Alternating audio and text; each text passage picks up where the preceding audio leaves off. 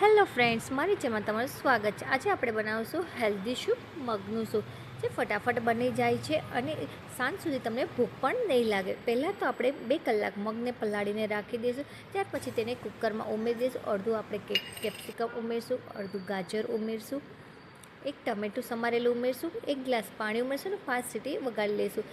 મગ બફાઈ જાય એટલે આપણે તેને બ્લેન્ડરની મદદથી બ્લેન્ડ કરી લઈશું। ત્યાર પછી એક પેન લઈશું, પેનમાં 1 ચમચી તેલ ઉમેરશું। તેલ ગરમ થાય એટલે આપણે જીરું ઉમેરી લઈશું, સમારેલું લસણ ઉમેરશું, સમારેલા તીખા મરચાં ઉમેરી લઈશું, હિંગ ઉમેરશું, હળદર ઉમેરશું અને મીઠું ઉમેરશું। ત્યાર પછી બધી વસ્તુને સારી રીતે મિક્સ કરી લઈશું। મિક્સ થઈ જાય એટલે આપણે મગ ઉમેરી લઈશું। મગને આપણે ઉકાળવા દઈશું 5 મિનિટ માટે। ત્યાર પછી આપણે સમારેલી કોથમીરી ઉમેરીશું। કોથમીરી ઉમેરી જાય એટલે 2 મિનિટ માટે ઉકાળવા દઈશું। આપણું મગનું હેલ્ધી સૂપ તૈયાર છે, જે ખૂબ જ